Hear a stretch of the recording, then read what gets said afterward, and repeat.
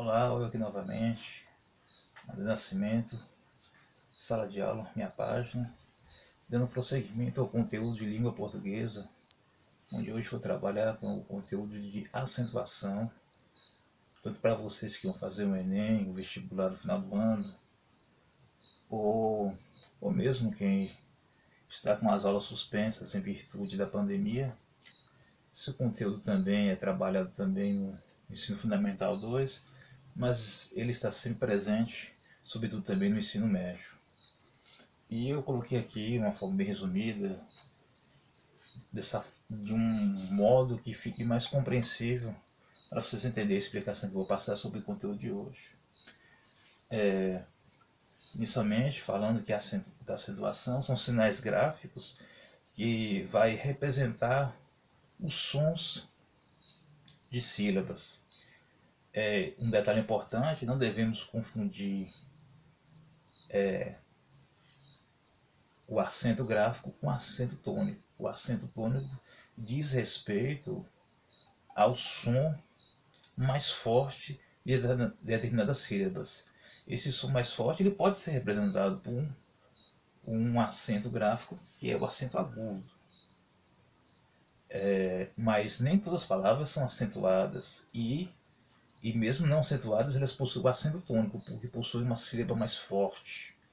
E existem algumas regras que pode receber o acento agudo, que é o som aberto, o sinal ele é virado para a direita.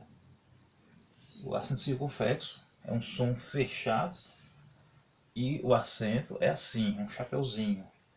E o som grave, o acento grave, né, com o traço virado à esquerda, que também é um som aberto, forte, mas ele representa um acento que nós denominamos de crase, que é a fusão do artigo a mais preposição a ou para. Então, esse acento grave. Se formos pegar exemplos para colocar desses acentos gráficos que eu aqui coloquei, por exemplo, agudo, matemática, o som do mar, né? Aquele acento forte, mar. Circunflexo, vovô, que é o masculino, né? Vovô. O último O recebe lá o acento circunflexo, vovô, o som mais fechado. E o acento grave, que se coloca no caso dessa fusão, eu diria assim: irei à Bahia. Irei à crase, à Bahia. Entendeu? Porque é usado diferente de uma palavra feminina, que geralmente é uma regra bem recorrente do uso da crase, né? Diante de substantivos e nomes femininos. Pois bem, mas é bom prestar atenção que existem sinais gráficos que não são acento, que eu coloquei aqui separado, que são as famosas exceções. No caso, o tio, aquele sinal que nós conhecemos, né, que ele é um som de nasalidade, né, que é um som que demonstra que saiu bem, saiu assim mais pelo nariz, né, e ele é colocado em cima das vogais O e A. Mas na língua portuguesa existe uma única palavra digamos assim, na língua portuguesa ele é colocado no O e no A. Devemos lembrar que ela só fica em cima das vogais O e A. Vou dar um exemplo: mamão, toim, né? Põe, né? Em cima do O, sempre do O e do A. Sempre dessas duas vogais fica o tio, que é um som nasalizado, igual mamão, em cima do A, né? Do mão. E o fim, um outro A, sinal gráfico que não é um acento, é o famoso trema. Aqueles dois pontinhos que fica sobre a vogal U.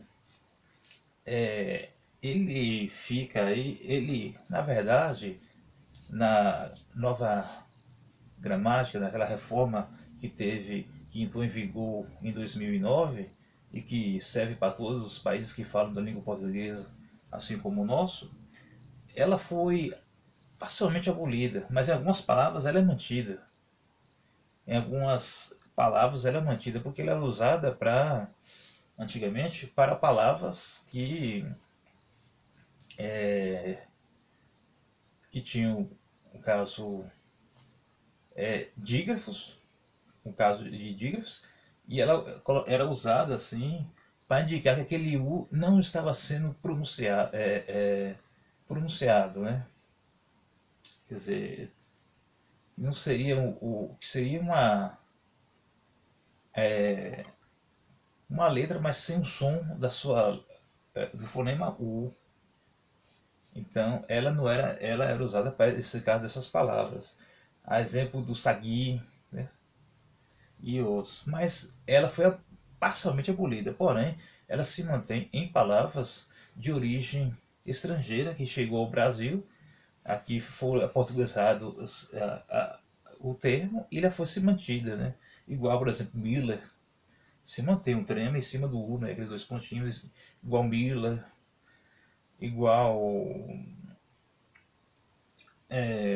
as variações igual de Miller, igual de Schwarz. Geralmente se mantida mais essas palavras de origem estrangeira, sobretudo aquelas do alemão e de outras línguas que se aproximam do alemão, e também seja anglo-saxônico que pega os britânicos, ou então parte das línguas latinas que deram origem às outras línguas, como o alemão, romeno e por aí. Então, essas exceções que devemos entender que não são acentos, são sinais gráficos que indicam assim a questão do som. Tanto é que o tio, ele está na palavra órgão, mas ele tem um acento lá no primeiro, no órgão, que recebe o acento gráfico. E tanto é que o tio não é indicador de sílaba tônica, é só de nasalidade. Ele não é um acento. E na língua portuguesa nós todos sabemos que nenhuma palavra pode ter dois acentos na mesma palavra. Então, com essas regras aqui, vai focar aí, estudar um pouco mais, e mais à frente, nos próximos vídeos, vamos detalhar de forma mais abrangente a acentuação